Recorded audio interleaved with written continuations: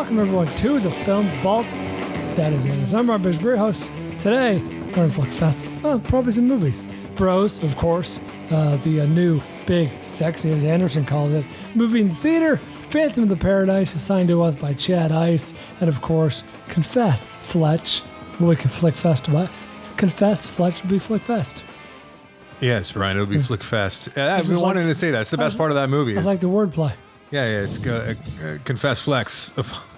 Confess Fletch will be Flickfest here on the program. Hot start. Yeah. Like, should we start over? Let's re-begin. Power through. Be a pro.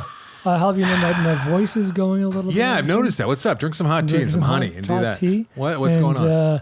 I don't know. I got some weird... So I'll start off by saying I took COVID test, negative. Got some weird cold symptoms. You ever have that sensation? You take zinc lozenges occasionally? No, I hate them. Never? They make me fuzzy. Oh, well, if you've ever taken a zinc lozenge, it kind of leaves your tongue feeling fuzzy. Like it's got kind of a coating to it. Mm-hmm. Anyway, my tongue's been feeling like that for like a week. Mm-hmm. Weird. And the voice. That's creeps. I don't like it. Yeah. So you got like a coat on your tongue. I have what feels like I've just sucked on a zinc lozenge. Don't dig. Shag carpet in there. Yeah. I don't like it. Right, this is a terrible, terrible start. I did not see it going this way at all. No one cares about this at all. Welcome to the Film Vault. Yes, I'm excited to talk about Bros with you. I'm excited to talk about Phantom of the Paradise, brought to us by Chad Ice. Yep. And friend of the show. Friend of the show, friend of the program. And I'm not so excited or pumped to talk to you about Confess Fletch, but I will. Okay. Speak about that unremarkable film. My God, Brian, what do you do? Why? You had already seen it when you assigned it to me. What's going through your little brain? You know what? First of all, like why is that like a good? We'll get there. So many better things I could be doing with my life than watching that mediocre. 98 minutes wasted. It really was, and the amount of people that are still out there on the fucking internet saying like, "That's 98 minutes of my life I'll never get back." Would you stop it? All right, that was told 20 years ago. It was mildly amusing when we heard it then. We don't need to. That's not a good critique of anything. So and so called. They want their so and so back.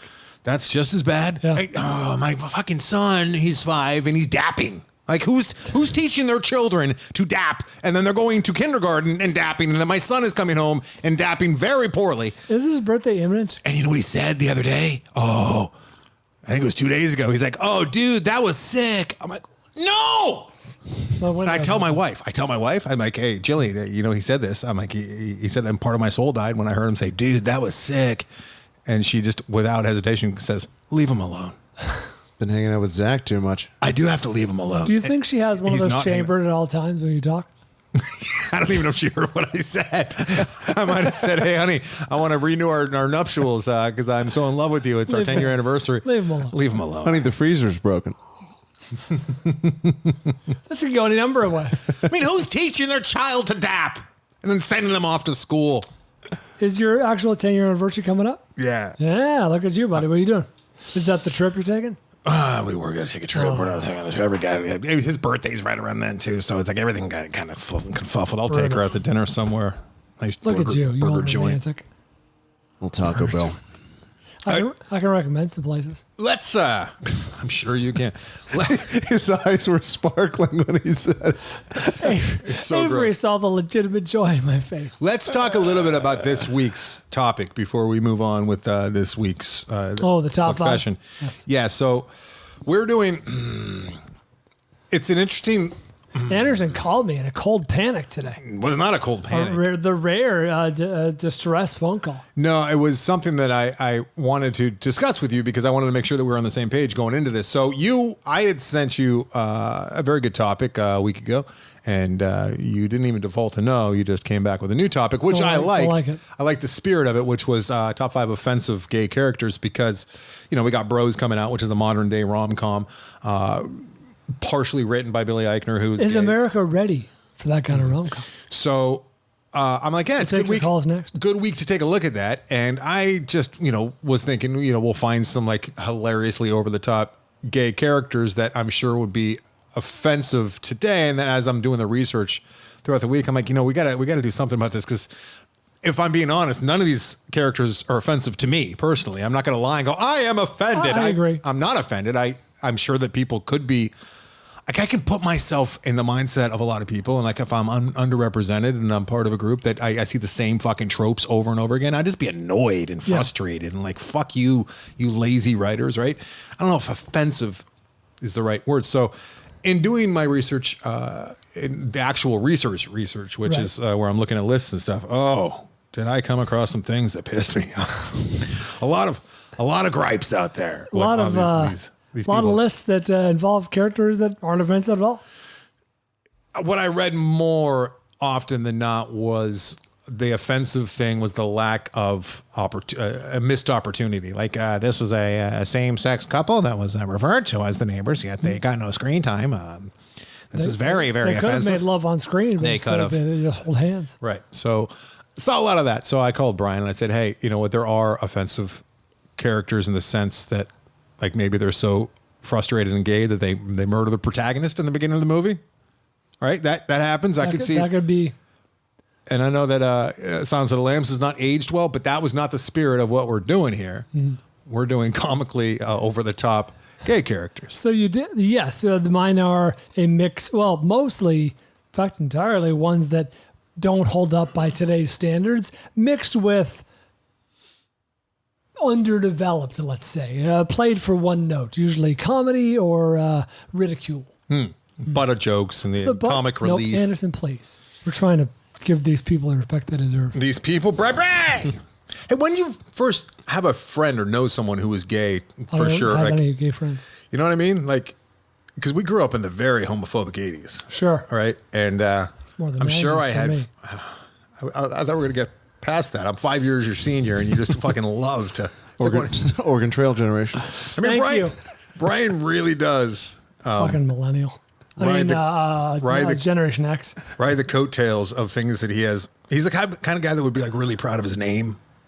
I'm proud of my name. You had nothing to do with it. No, really proud of like the city he's born in. It's like San Carlos, city of good living.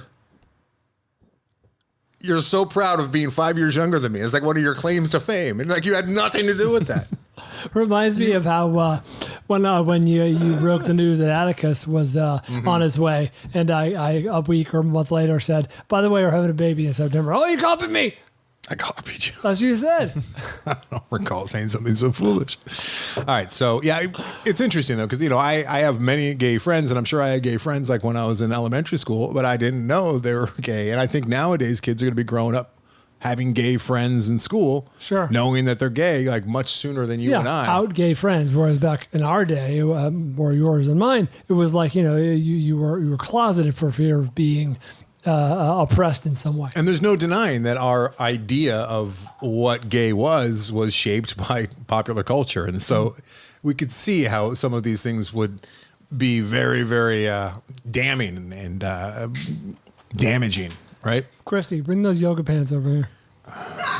Mm-hmm. You had a big fan on Reddit. However, I did.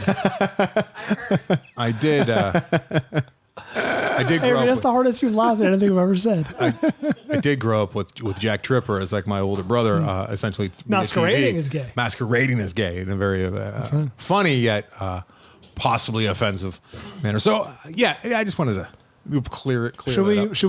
What should we name the second part? I think we'll figure it out as we do that episode. Okay. All right. Well, Top 5 TBD. The three of us, yeah. The three of us will kind of like say maybe, you know, once we hear the lists and whatnot. Top 5 bad gays. I think it might be like stereotypical. That's better, yeah. That's good, right? Yeah, that's not problematic. Overtly or tropey gays. Tropey gays. Got a ring to it. I like that. Yeah. I like that a lot. Top 5 tropey gay characters. I said top 5 problematic gay characters. Yeah. But then you're back to the Silence of the Lambs and... What's problematic about that? I also was gay watching... characters can't be serial killers? Collecting... That did not age well. Collecting YouTube clips for our Patreon listeners, which I include in the list. And YouTube is where you really see the vitriol come out, right? The people's ire. And oh, boy. We got more? No, I'm talking about like the clips that I was pulling for the movies. And the one that I assumed the gay community would have had a big problem with, like I read, I don't know, 30 or 40 different comments. And they're like, everyone to a like, hey, I'm gay. I'm from the same place this character's from, and I thought it was hilarious. I might have been offended if I wasn't laughing so hard. This is great. I love it. Like, I didn't see one negative comment. I'm sure they're on there. I mean, there's many comments. One of mine, similarly, whatever it's the same one. There's a whole long YouTube video from, I believe, a gay activist who's like, oh no, this character's like really ahead of his time. I'm like, really? All right. I mean, you'd know more than I would. And watching Bros, like, there's things in there that I would like assume would have been upsetting. And apparently not. I mean, you know, it's one of those things where you can speak to it if you are that. So, well, it's also, at the end of the day, it is individual. So what Billy Eichner finds offensive is not going to be the same as what some other people might find offensive. That's true. And Billy Eichner, if we're getting even more granular, he's a bit of a shit disturber. You know, because that people sticks a microphone in their face, he's a provocateur. Billy on the street. Yeah, he's trying to provoke people, and the sense of humor, at least, we'll get to it. In Bros, is definitely provocative. Like there's trying to make people uncomfortable at points. In times, yes. That worked. Right. But we'll get there. Yeah. I want to hear what the listeners I love offending people. I just don't want to offend people that I'm not aiming to offend. So, but on the other side of that, if you are truly offended by something that I mistakenly say, or I say in innocence, and I'm not coming at you, then I kind of am happy I offended you because maybe you're a little soft. Stop it. Everybody stop it. Look at you. Stop with the pearl clutching. Stop. All right. What have the people seen? Millennials can't afford pearls. Come on now. It's not all Malins. Oh, no. There's some boomers out there. Actually, I think that the boomer generation or whoever's before the Puritan generation was the greatest generation. They were like the kings of pearl clutching. Like everything offended those Puritans. Now, are you talking about actually wearing pearls? Because I don't know anyone of my generation who wears pearls. I can't tell if you're joking or not. No, I'm serious. That's like a term, like I understand, old lady. If we're extending it to the reality of wearing a pearl necklace. Did you catch he said his generation? Oh, I see. You're suggesting that was a side joke. What are the people saying? Fanfliction, compiled by the Bitchmerns. Hey! Matthew Sun on Facebook, the greatest beer run ever. Mm-hmm. Good performances by Zac Efron and Russell Crowe. Bill Murray was unrecognizable to me in a minor role. Follows the Good Morning Vietnam playbook of having a lighthearted first and second act and getting more serious in the third. Well worth the stream. That was a movie I came across in my research for fall, winter, and another one of these COVID movies that looked like everything was kind of locked down one location. I don't know. He goes to fucking Vietnam. Oh. Maybe it's a different one that I'm thinking of. I think it's a different one. This is the Zac Efron came up in so many movies that involve gay characters on both sides of the fence. Yeah. That big beer can looks appealing. What's that say though? If Zac Efron's getting cast in all these like movies with gay people, like don't know. Means he's delicious. He's a pretty boy, very pretty boy. But he works on both sides of that too. Like he would work because he's a pretty boy, right? And then also because he's such a bro. It's true for like the fratty type. He really covers all bases. All right. Christina W. on Facebook. Blonde. 3 reasons to watch. 1, Ana de Armas's performance. 2A and 2B, Ana de Armas's breasts. 3, Toby Huss in a supporting role as MM's longtime makeup artist. 3 reasons not to watch. 1, almost 3 hours long. 2, highly fictionalized and based on a novel, so you aren't going to learn anything. And 3, will leave you feeling depressed. The Blonde FVT score, 14%. 14? I stopped listening after 2A and 2B.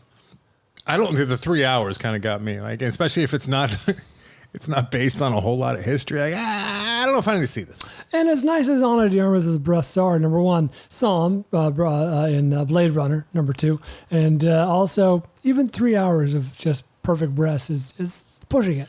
You think? I don't know. I mean, can I stare? I'm joking, brah. I'm like, can I stare at I breasts 2.5 hours? Yeah, but 3 is excessive. I'm not a boob guy, so I mean 3 seconds is plenty for me. The Russell Crowe movie I was thinking of that's a COVID movie is Poker Face, coming out later this year. Story of Lady Gaga? No, it is not. He gathers all of his childhood friends to his Miami estate where they sit around and share secrets and play poker. Yeah. Curtis Hilms on Twitter. Bros. I got my tickets for that. Really? Yeah, they're playing poker the whole time, so that's great. You're so predictable. Should I rather stare at boobs or poker? All right, Curtis Hilms. If I had to choose, Bros, really good. Same old bones of a rom-com, but truly funny and entertaining. Got Succeeds well in proving its thesis on gay stories being importantly different. A fun watch for all audiences. Dave likes movies on Instagram. I watched Hocus Pocus 2, Why the Shit, and it was okay for what it was. Wait, was that editorializing? that was me. Was that you editorializing? I like that. But it obviously wasn't nearly as good as the 1993 original. Obviously. It would have been a lot better if Thora Birch had reprised her role as Danny in it, but she wasn't in it at all, which is disappointing. An American Beauty. Look at this. 3 to 5 stars, which equals average. Hocus Pocus, the 2 FVT score, 50%. 3.5 stars is now average. I disagree. I mean, just for the tagline, they deserve to be fired into the sun. What was the tagline? It was "We're back, witches." Oh, you saw that on a billboard, I imagine. That's not bad. Is that the billboard That's how they get me. experience? That's how they get me. That's not bad. There's nowhere else to look at a goddamn stoplight. Joe Cizal We're still doing this? on Facebook. I watched some people watch Green Inferno. I don't know what that means. I believe it's us. He's probably talking about. Oh, okay. yeah. Gotcha. Here are my thoughts. So far, I'm very confused about this movie. It starts with the bald man looking at his phone and making faces at the camera. The bald man continues to seem disinterested, while another man seemingly talks to the camera, but there is no audio. You really did watch. Not really sure how this relates to being a remake of Cannibal Holocaust. The movie wasn't good, but I love horror, but had avoided this, and I get why. Also, the lady who was concerned about getting yellow fever, she never had the chance to get it. The commentary, however, added a ton, and I recommend people trying out the $10 tier. Oh, he just said that because he knew he'd get his comment read. Look at Good that. choice. Good decision. Smart man, Joe. Where can the people find that content? I was going to Brian? say, you can get back episodes, yes, of our Yeah, and commentary. if you move up to the $10 level, If you missed the or if first you just couple. come in at the $10 level, like it's all on there. We don't make it expire. Not a great business model because you can just come in and dip in and dip out, but. I don't want to cheat you, and the alternative is to start selling them. I don't want to. You get the archive, all right? You get everything that the Film Vault has done that has been posted. If you sign up at the $5 level or the $10 level, you get added perks. Same with the $25 and $50 level. And yeah, I recommend that $10 level, if no for another reason than joining the watch along community, which is thriving. so glad you brought that up because I was very excited today. I was actually talking to Jordan Montgomery. Oh, we got to do first call, last call. We didn't do it last week. Jomo. So I was Well, talking to Jordan. technically, it's for this one. Jordan Montgomery, who is he's helping us out with the YouTube and doing the thumbnails, and he's helping us out. He made a story that the first ever Film Vault story on the old YouTubes. Brian, I'm sure you're not aware, but think I saw stories are the things that YouTube is really trying to push, or they're trying to pivot because of Instagram's Reels and whatnot. So. He made a story from audio of our the very first time that we listened to the DuckTales theme for us, which was turned into a theme song for the Film Vault. And Brian was reacting to it very positively, and I'm negative in the background, as you can That's imagine. And Jordan did a really good job with animating it and putting different things happening. It was very, very good. I can tell it took him a long time. It's on our YouTube page, need Brian, the the Film address. Vault YouTube page. Offer still stands. We get up to 1,000. As soon as we get to 1,000 subscribers, we did make a leap this last week. We will be switching over to better cameras and better experience all in all. I realized there were some huge audio issues. My computer was failing last week, and we didn't have audio. So I think Jordan's going to be fixing that as well. But talk to Jordan, who does our first call, last call, because I wanted to find out if You're he talking could about find the out. Film Vault short, right? Yeah. Yeah. The short. Did I call it a story? Yeah, You it's did. a story, but they're called stories. It's branded as a short. Okay, maybe they're short. I don't know.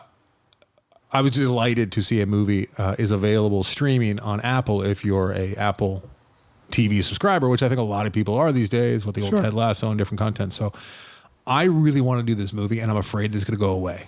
That's why I talked to Jordan, who does the first call, last call, which we're going to get to. And I said, is there any way you can find out if this will still be here in November? Because it's not really like an October type movie for the watch along, but we've done so many horror movies. True. Maybe it's kind of funny and ironic that we're to pivot. going to pivot in October and then maybe go. Let me look it up. You've heard me say, Just Friends. I can't wait to watch Apache Blue with you. I've heard this. Sidney Poitier, Poitier. Poitier. Shelley Winters. It is fantastic. It's Poiter. It's a very good, Pointer. very good movie, and it's also very, very funny for all the wrong reasons. And I'm very excited about watching this with the audience. It'll be our first classic film on Apple TV Plus. Can we do that? Fine with me. Let's do it. All right, it'll be the last Thursday of the month. And what's it called? A Patch of Blue. It's streaming on Apple TV. It's rentable all sorts of places. I tucked in Patch and it says Patch Adams. Well, that's because you didn't put a patch of blue. So, Okay. I mean, I like this. Do you know how autofill I works? like all this. Okay, cool. No, wait, what's, can you tease what's funny about it? Okay, Or so fun, or the fun. story is this. There's a young girl who's unfortunate. She cannot see. That's too bad. She's very blind, and she lives with her very, very, She's very blind. very mean mother and I guess stepfather. Shelley Winters is just a horrible, horrible witch that she lives with, and all this girl wants to do is feel the sunshine on her face and go to the park every now and again. But Shelley Winters is very, very against it. And she gets out there every now and again. Oh, may I please go to the park and stand under the tree? Shelley Winters just like leaves her and goes off drinking and gets hammered and comes back, stumbles back. One of those days that she's at the park, just feeling the sun on her face and the birds chirping, she meets Sidney Poitier, who is a well-educated, distinguished black man of the '60s, which was rare to have on screen back then. And Good save. It's true, right? And she stop with your knowing look, Brian. It was also rare to have a distinguished, educated because of the racism and because of the Jim Crow laws didn't allow black people to go to college, right? Would you stop it? I got you. So he meets her and he's appalled by her living situation, and Shelley Winters is appalled by him, and it's just a great movie. It's a fantastic movie. All right. And the end is so funny. I can't wait to watch this movie with you guys. A Patch of Blue. Let's do this. All right, I'm in. Fuck to the yes. Okay. Is the air on? Anderson closed the windows. Well, because the air was on. What's it on? Now it's very hot. I'm not entirely sure it was ever I'm opening the on. windows. I just don't want your neighbors to hear me screaming. Just don't scream. It's really hard for me. Open the window. Should we do some first call? October 20th? We down with that? October 20th. We're going to do the live watch along, all right? Put your camera on Avery and open the window. Don't tell me what to do. First call. Little That was first a good call call. action. Put together by Jordan Montgomery, a.k.a. Jomo. It is warm. Coming to Netflix. Starting, well, by the time you hear this, City Slickers, Thank God. Gladiator, Labyrinth, Mr. and Mrs. Smith. That one's for Brian. Fuck yeah. Ocean's 11, Point Break, Risky Business, Rush Hour 1 through 3. You just need 1 and 2. Mainly 1, maybe 2. And Wedding Crashers. There's a slew of great movies. Coming to Hulu. Freezing. The Abyss. The Fugitive. Let Me In. Lords Underrated. of I Dogtown. fucking love The Fugitive. Lords of Dogtown. Fuck the yes. And on October 20th, that is not what I meant to highlight. On October 16th, Being Flynn. I'm a very sought after party guest. That's a really underappreciated movie that should be watched by everyone, starring Robert De Niro and Paul Dano. He's driving a cab and he produces a fucking bat. You know what I do? Blammo right to the face. Prime Video, October 1st. Insufferable. Hostel. Jennifer's Body. Leaving Las Vegas. Shutter Island. Oh, Teen Wolf. Vanilla Sky. And then October 11th. Do you know what's coming, Anderson? I don't. The fucking Northman. Oh, the Northman's coming to where? Northman's Where's coming. Amazon Prime. Fuck to the yes. And I got an email or text. Somebody let me know that it made its money back. I did. I sent you that. That was you. Yeah. VOD. VOD. He was right. Fuck. Someone sent him an email. To the Yeah. yes on that, because we were all concerned with the movie of that. Thank God. Hey, Brett did Hilton. Teen Wolf come up over and over again in your research? A little bit, Is there but a not enough for character me in Teen to. Wolf? I think there's like a minor character who kind of had a crush on Michael J. Fox, but when he became a wolf, he likes kind of bears. bugged out. Oh, Like it's a very minor subplot. It's like the D story. I mean, HBO Max. I went through, I was doing keywords at one point and looking on IMDb Yeah, to try same. and get some deep pulls. And Homophobic. my God, there's a lot of movies on there. A lot of movies On IMDb? there. With gay characters, On with gay IMDb. characters in the keywords there, the gay characters, in the keywords, and that's where I saw the old Teen Wolf. HBO Max. Sorry, guess what I ran across? I must have been doing research for this. I ran across on YouTube, 30. I don't know if you know this exists. I for some reason didn't. The most complete version, which is to say 35 minutes, of Quentin Tarantino's My Best Friend's Birthday.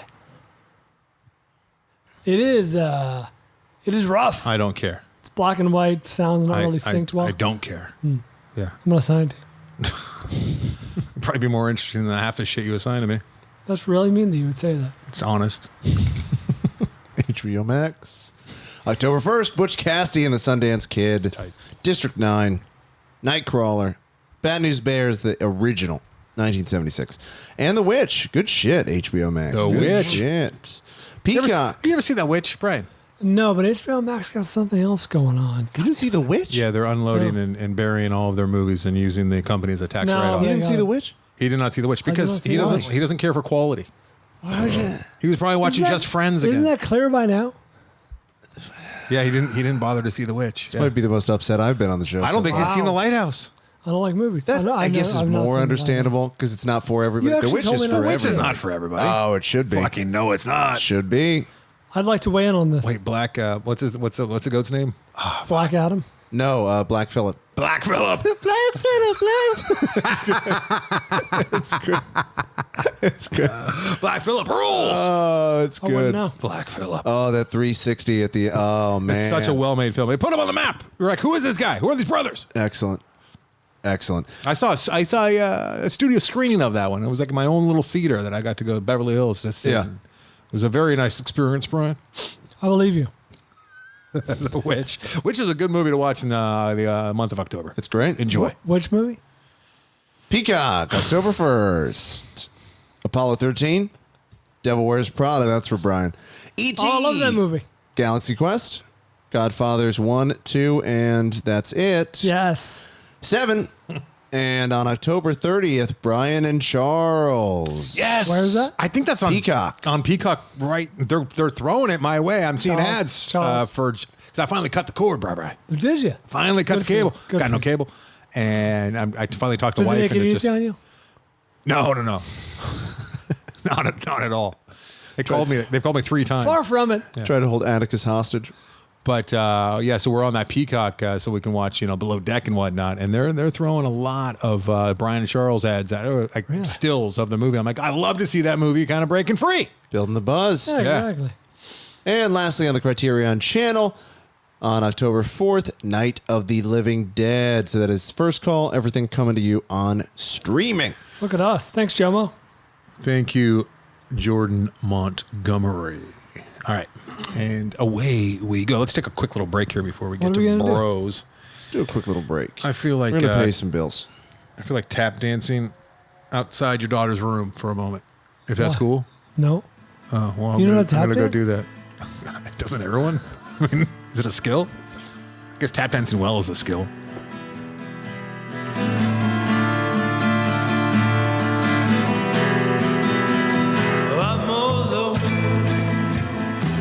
Anderson, fun fact. What's that, Fields cured by cancer. Brian? God damn it. Why do you do that? It's such an odd, specific. So why do you got to say it every time? I know my number one offensive bald character. I got to poke the bear. I mean, you're making Avery probably has to do more work now. That's a very minor. We can leave that in. Is it very minor? I think it's understood that it's a joke. Although, actually, I mean, They say don't say specifically. They have like 5 things, and that's one of them. And Don't praise Hitler. Don't say cured your cancer. Hitler gave Hitler his strength to do what he did.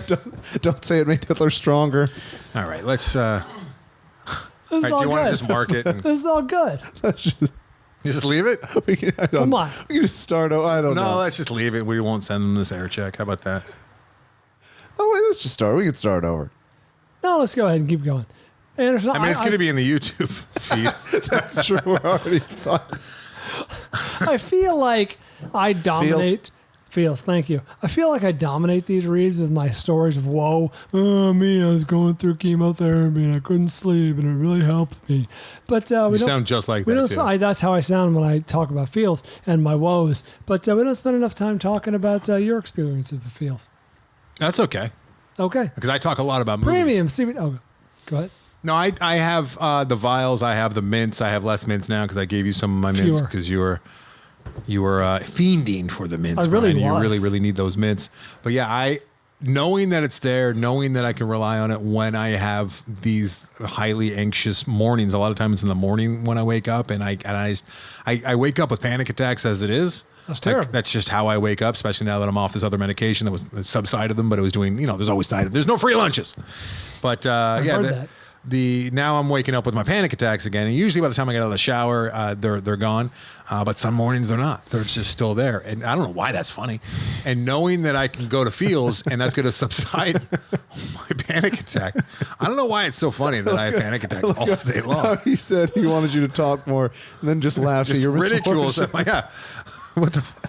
I was just thinking about more outrageous claims I could make, but I'm not going to. Talk about how your life's a shithole, so I can laugh. So, anyways, yes, I really This could be considered tone deaf. relying on knowing I have Feels there if I need it, and when I do use it, it 100% of the time makes me feel better. It doesn't completely get me over the hump, Yeah, but but it it cuts my improves. anxiety at least in a half. I love it. We both use Feels for our own reasons, and we find ourselves. And I have no having guilt taking it either. success. You know what I mean? No, of course not. It's not like I'm taking opiates over here where it's like, I'm like, Please I don't probably shouldn't be compare- doing that. Please don't liken Feels to opiates. Oh, that check's gonna bounce. Start feeling better with Feels. Become a member today. Look, By if you've been thinking about doing CBD, Okay, here we go. this is a great opportunity to give it a shot. We're not just saying this because they're a sponsor. They've been a sponsor in the past. In between the sponsorships, we were both using Feels the entire time. That's That's any true. BS. We love Feels. It does good things. We think it could do good things for you, Become a member today by going to feels.com/TFV. especially if you have cancer.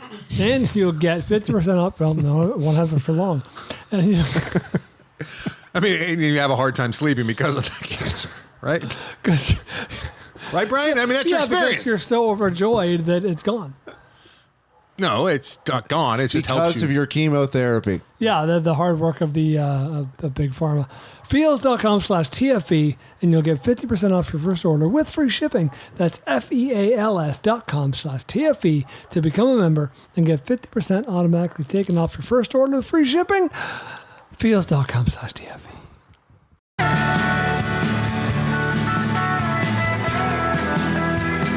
Hey, we're back.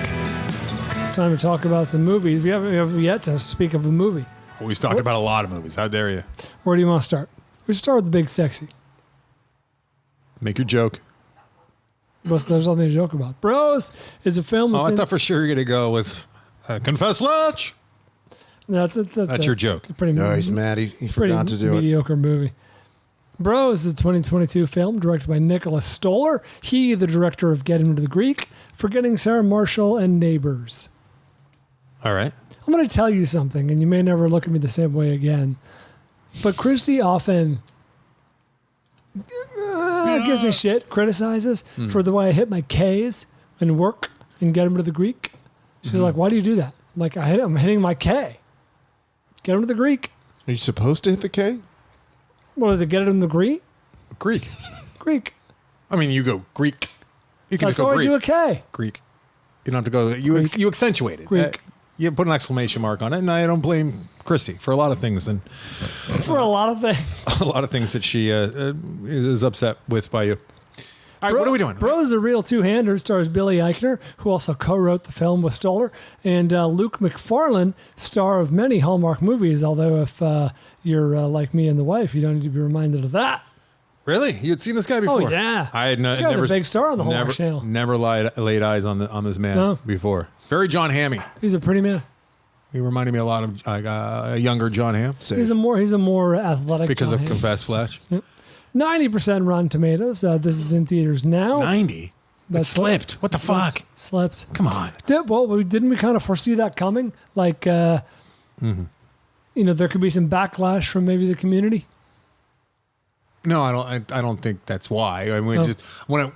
we've been getting shit about the critic proof Critic too. That's proof. a whole different conversation we should have some other time. I disagree. I don't know how to talk a about number, that a number ever of listeners are getting at us beyond Hector about using critic proof. Really? It's a conversation we'll have down the road. All right, I don't have the strength to do it right now after everything.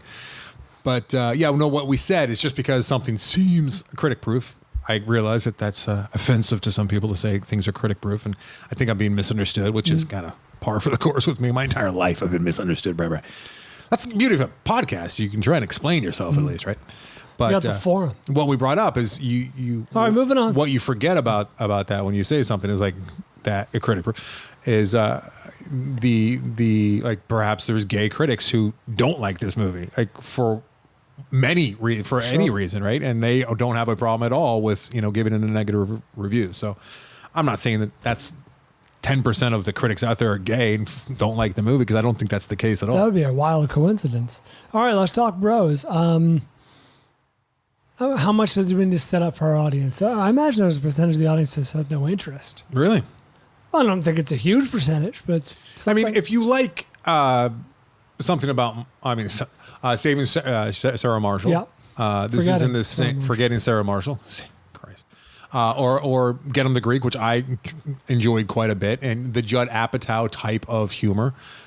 This is that. If you like rom-coms, this is that. Those movies you mentioned, I thought were wackier than this one. This one was vacillated between some very sharp satire and some very broad rom-com style humor. They did go hard on that paint, and I think that was for a reason. I think they were trying to show like, hey, this is just like any other couple, yet any other relationship, yet it's different in the ways that they illustrated. So right away we have to talk about that, because I felt more it was like highlighting the differences. They even kind of, there's a prologue where Billy Eichner's talking pretty much directly to the audience, where it's like, love is not love. It's not all the same. Like a gay rom-com is not going to be just a rom-com with gay guys. Like it has its own things. It has its own cultural touchstones. It has its own tropes. Right. You know what I mean? The gay love, gay lifestyle, all that stuff. Yet it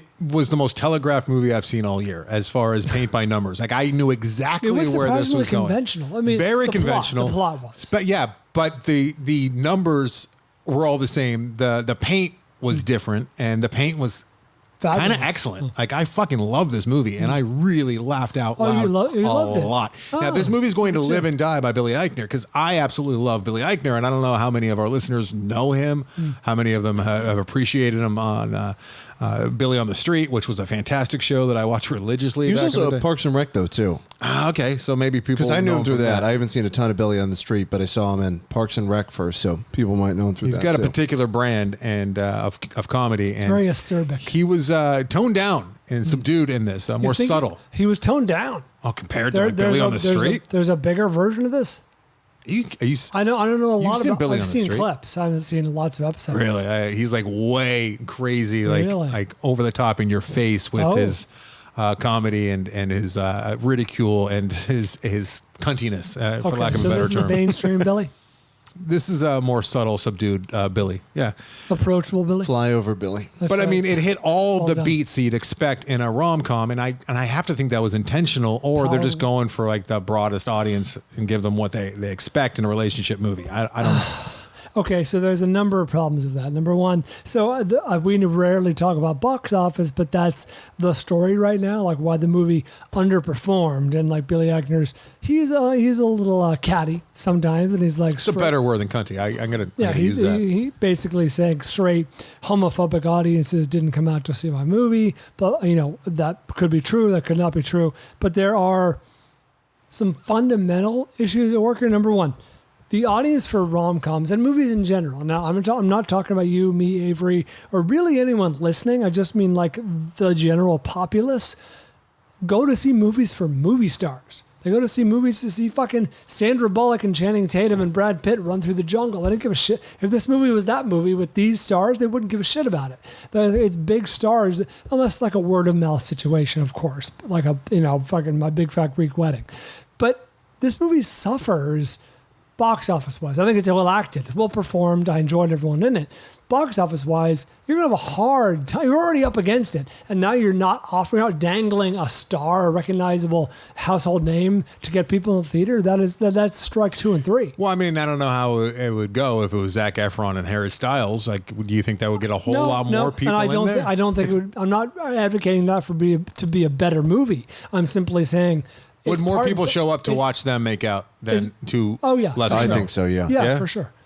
But it's part and parcel to what this movie is, and you kind of have to. I think if you're the movie makers, the filmmakers, you have to kind of just swallow or just embrace it. It's like, this is what the movie is. It stars a bunch of relative no names, not household names. Yeah. I'm not trying to be mean. I'm just saying the performers were mostly really good.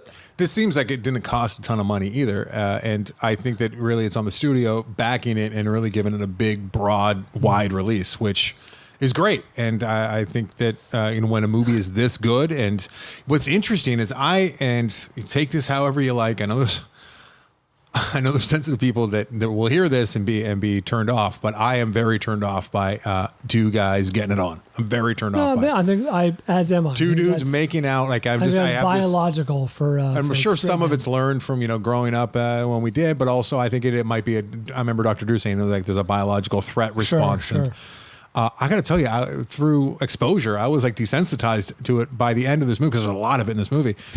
And how? And by the end of it, I didn't really even notice it. I mean, I don't like seeing anyone kiss on screen. I'm not a big fan of that. I don't need that in my life. I was a little bit desensitized to it as well by the end, because there is so much. There's a volume of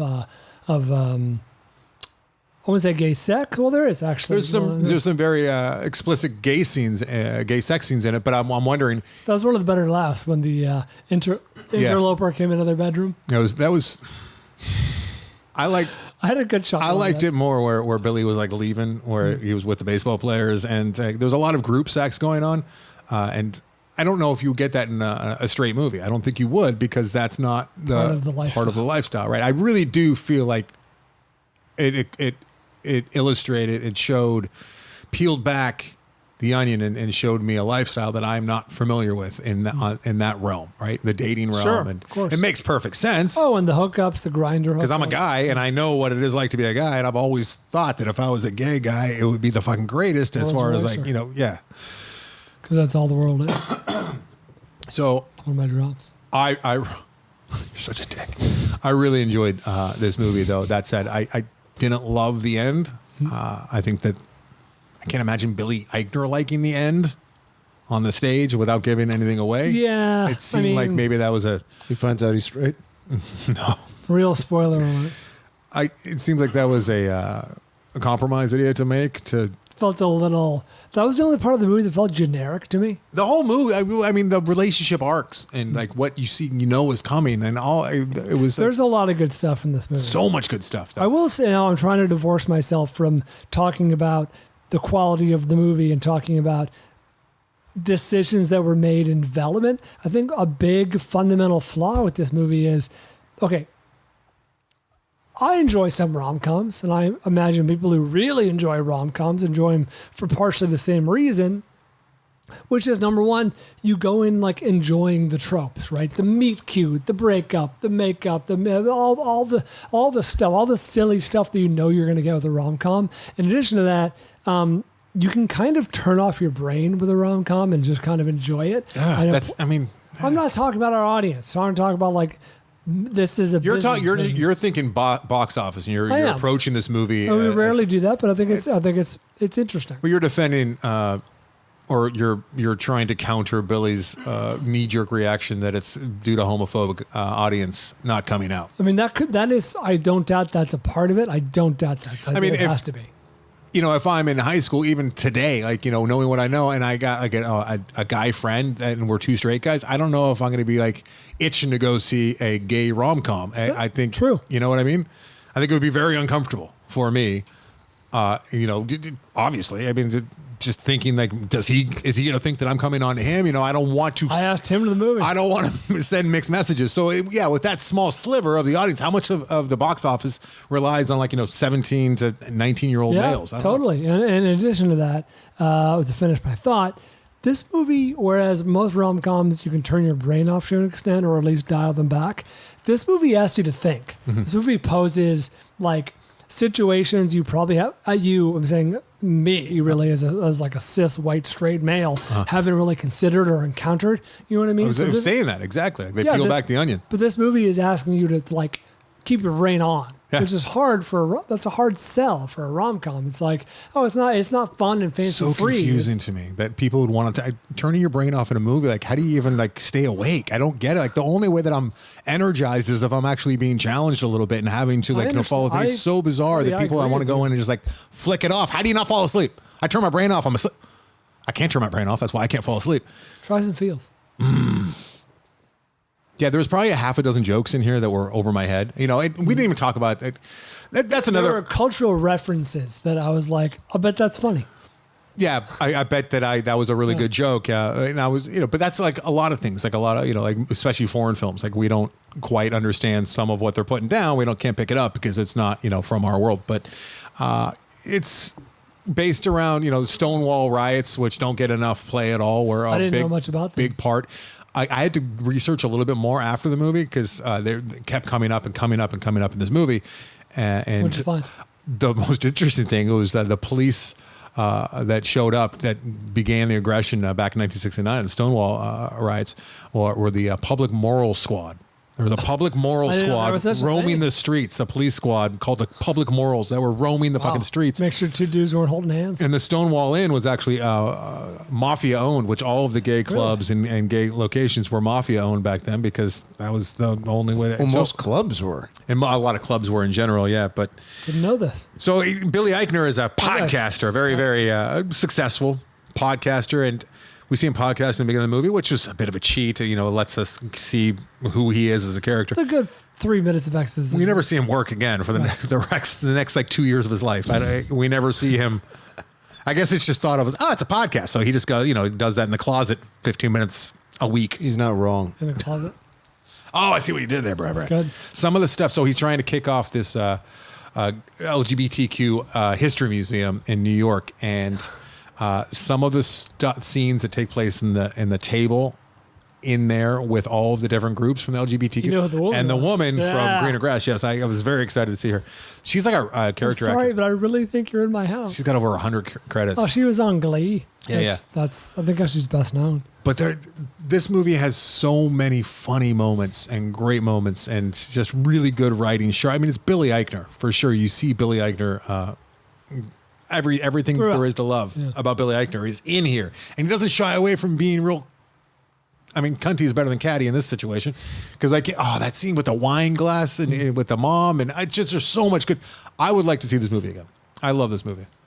Yeah, I might watch this with Christy. She'd probably find it enjoyable. I liked it. I don't think I loved it as much as you, but this is undeniably a well-made, sharp, funny, insightful movie. Yeah. A couple of things that I would absolutely change, but I understand why they did them the way that they did them. And I understand what you're saying. I don't care for the story. The story was very meh, but the characters relationship or the that's not the story. That's a character. The characters were great.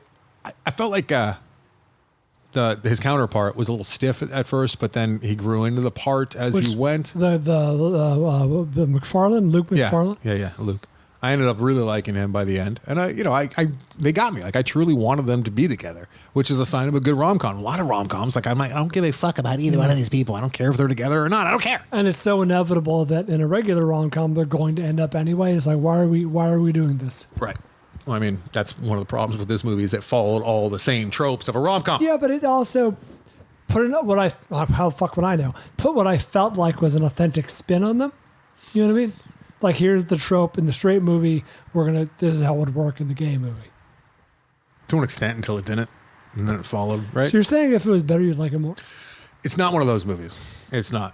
Like, I forgive it for all of its rom-comminess because it is a fucking rom-com. So, all right, let's get to... Speaking of forgiving, let's talk about the listener-assigned film. Anderson is often very kind to these.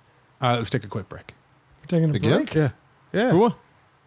Take a quick break. Doing the mid-roll. That goes right after Feels. Oh. Well, now we gotta... whatever. All right, we're still getting it. Wires exposed. 12 years in, he thinks we'd have a rhythm. Okay. You think we know what we're doing? Wires. All right, yes. Phantom of the Paradise. Phantom of the Paradise is a 1974 film. It is. Written and directed by Brian De Palma. Mm-hmm. I failed to look up where this came in his canon. Is this like debut De Palma? Or you would think it was his first movie from a lot of the feel and look of it, but it is not. He had made features before this. Shocking. William Finley stars in this. Paul Williams, Jessica Harper, and Garrett Graham as Beef. Beef. I texted you. Was that's what you were doing. Just out of the blue. One Yeah, word. and talking to Chad yesterday too. One Chad, word. I liked Chad's a friend of mine, collaborated with him before. He was one of the editors on Groupers, if I have to remind all you. But in talking to Chad yesterday, he said Beef was my favorite part of the movie. I'm like, forgive me, like who the hell's Beef? Like I forgot his name. Beef was pretty sweet. Beef was by far my favorite part. He was great. I enjoyed was Beef quite a bit. Bit over the top. No Beef? Over the top gay character. How would he know Beef? All right, so are you familiar with Phantom of the Opera? What? I mean, vaguely. Yeah, me too. Faust I'm more familiar with, which of course gets brought up many times. Yes. And a little bit of Dorian Gray. Faust I'm familiar with from a cartoon that I watched as a child involving mice. Oh, yeah.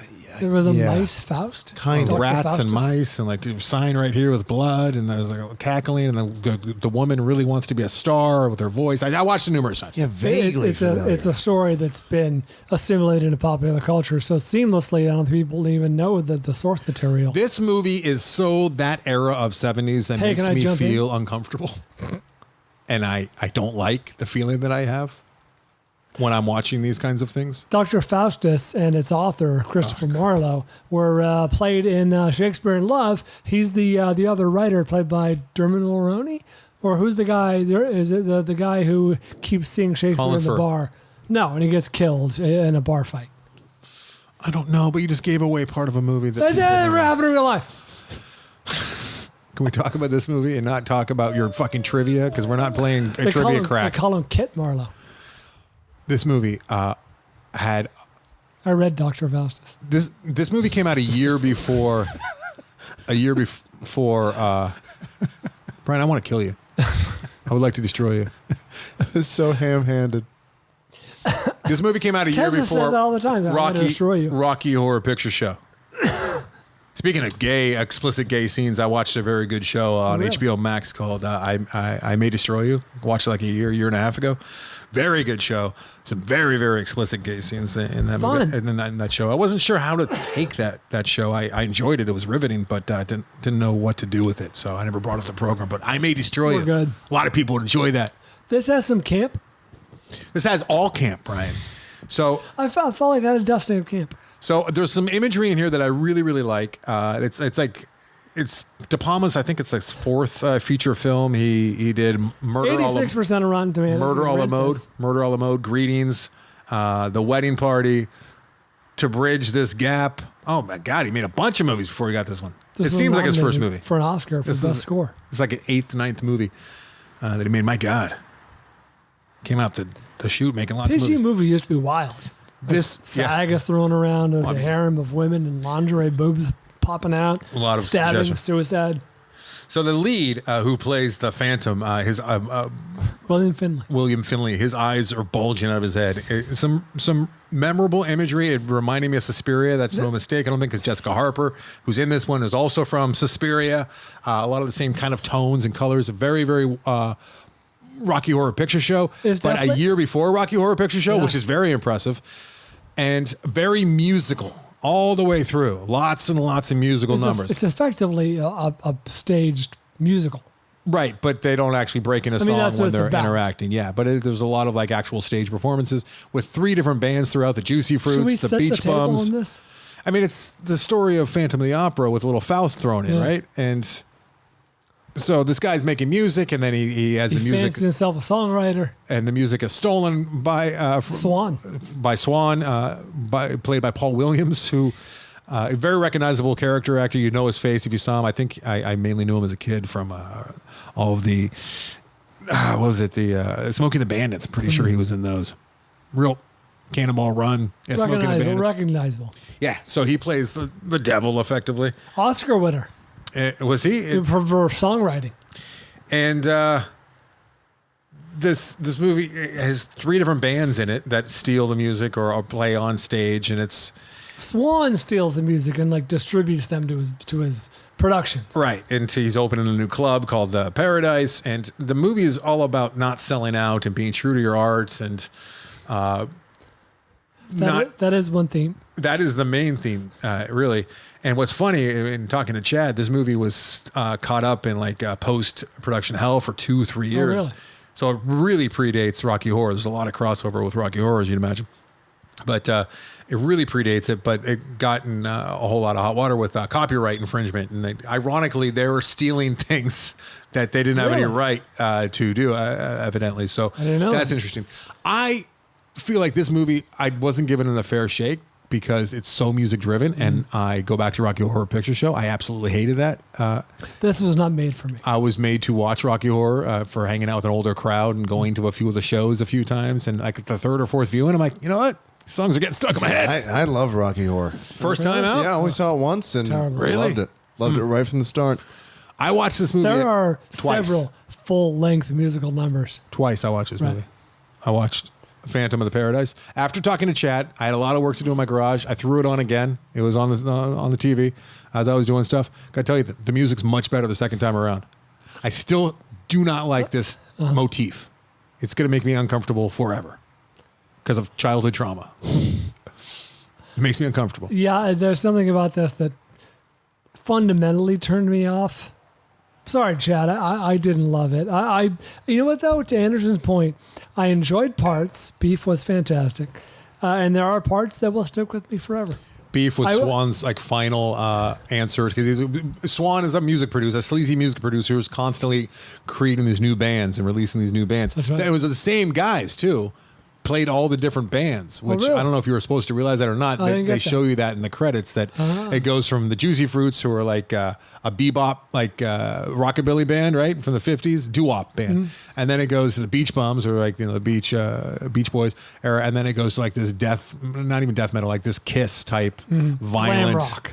Not even glam rock because they were it's supposed to be very glam spooky. rock, They were supposed to be spooky though. They were cutting off heads. It was like early Gwar. His performance, yeah. Some Black Performance-based. Sabbath. Black Sabbath, yeah, 74, right? So Black Ozzy Osbourne. Yeah.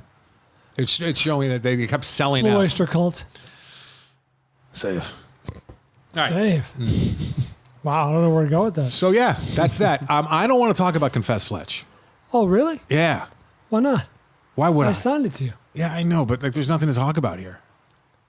When I Confess Fletch, Let me say the last time about the Phantom of Paradise because I know that huge cult following. This movie, huge cult following. I know. Go away, Mom. I know that It's very mean. De Palma and Lucas ran kind of in the same circles. What did you find the new iteration of the Phantom to be a pretty direct influence on Darth Vader? I mean, the helmet, the just all He in looked more black like- with a cape, the talking box. His voice is all digital. No, he looked more like the. No, it obviously didn't look exactly fucking like him, but you can see He some looked more similarities. like a Marvel character to me. He looked more like the buzzard. What's it called? Who's that guy? the Falcon. No, the villain. What's his name? What's another word for buzzard? What are those? Vulture? Things? Vulture. The vulture. Thank you. He looked a lot like the vulture with the big nose. Yeah. And the cape behind him. I don't know who that is. I'm on my fourth Spider-Man series Oh. now. Fourth, Brian. Oh, is he a Spider-Man villain? He's a Keaton Spider-Man. played him, right? Keaton did play him well right done. after Okay, Birdman. Yes. He looked more like that, especially from the early cartoons.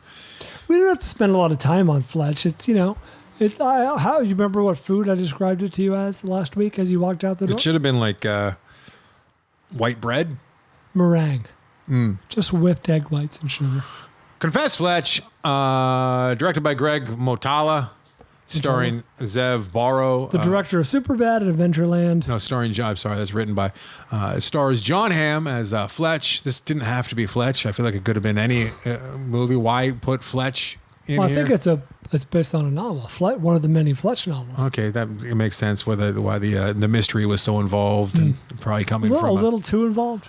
way more involved than I cared to keep up with. I could not care At any a certain less. point, I actively checked out Did you? of the plot. Just 1 point. Yeah, I totally did. I can't. I'm not following this. Lorenza Izzo, Marcia Gay Harden she was fun, I guess, and then Annie Momalo, who was fantastic with all of her like The neighbor. yes, not wanting to tell him anything and then telling him after saying I can't say. That scene sang. That was a great scene. The rest of the movie was so unremarkable.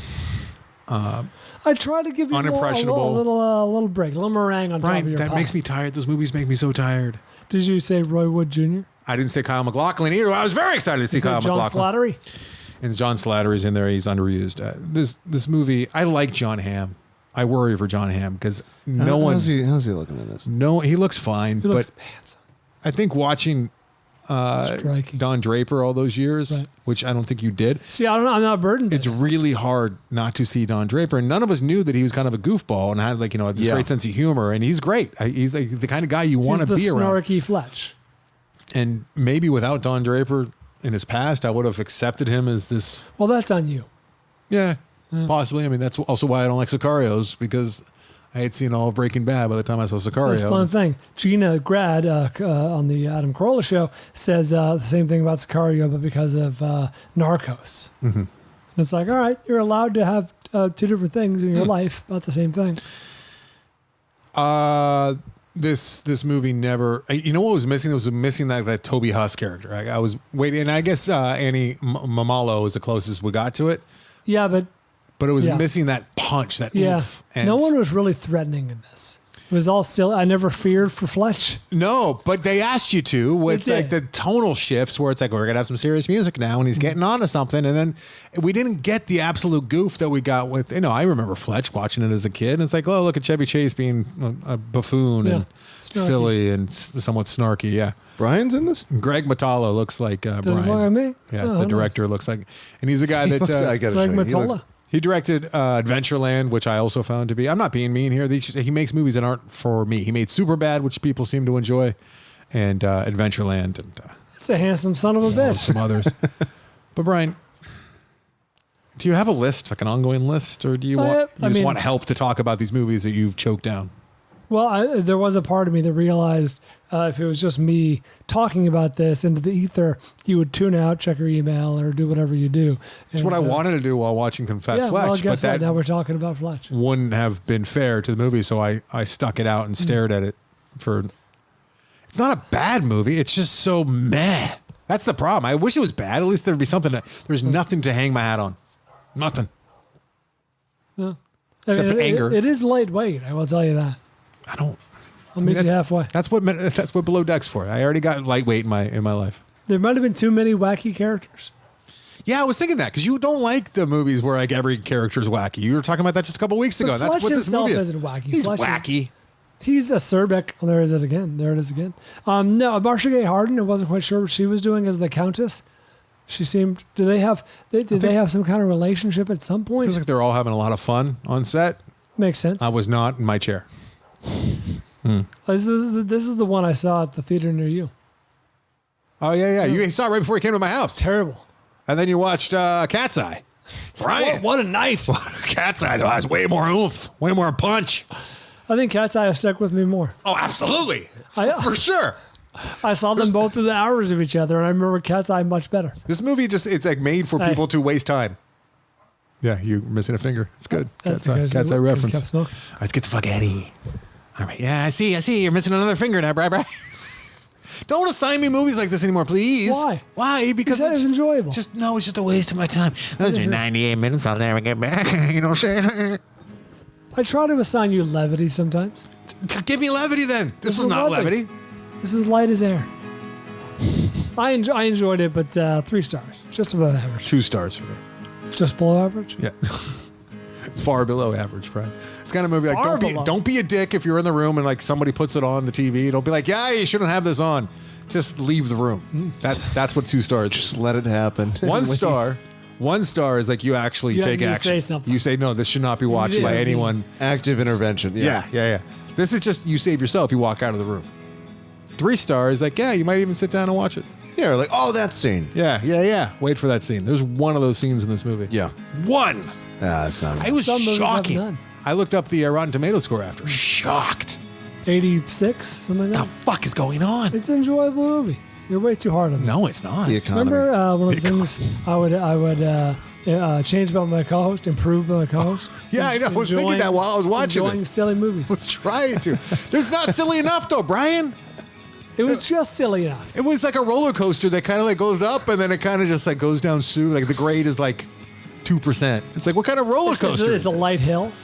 I don't need to take a Sunday afternoon drive with movies. There's so much technology and good talent and amazing things happening. I don't need to be lulled. I liked it a little more than that. We're going to be watching Over the Edge, 1979's Over the Edge next week, thanks to David Gulick. David Gulick is back. I know that, man. He's made us much great listener art, and in the past he has assigned us. I know he gave us Matt Dillon? The Incident. That is Matt Dillon. Wow, we're going to be enjoying this one. Dillon. The Incident. Remember The Incident, Bri? Yeah, on the train. Yes. He also gave us Enemy Territory. Inspired choices. I gotta pay for this. Remember Enemy Territory, Bri? Is that the vampire one? Yeah. E.T. Enemy Territory. With a fucking Ghostbusters guy, right? Yeah. Ray Parker Jr. That's right. But Tony Todd is the right. Tony Todd. He's right? one of the heavy. He's the lead vampire. Is he? Yeah. I don't remember him being The lead, Brian. I do remember him being in the film. All right. Let's get out of here. Don't tell me what's in it. Thanks to Winter Downpour for being a featured artist this week. Check them out at AndersonandBryan.com. AndersonandBryan.com is where the Amazon banner sits.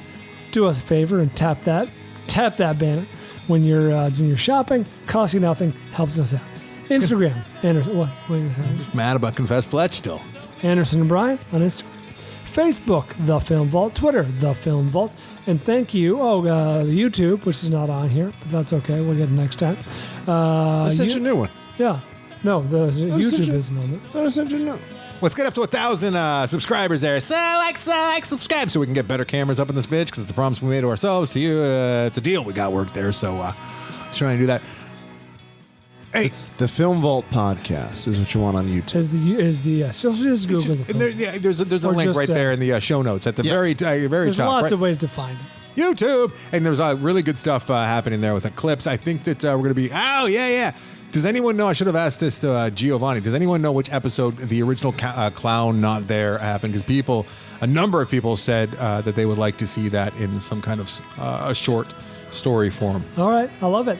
Thank you to all of our Patreon That listeners. Jordan Montgomery will be doing. Thank you, Giovanni, for your help. Jordan Wolf for your help. Jordan Montgomery, Jomo himself.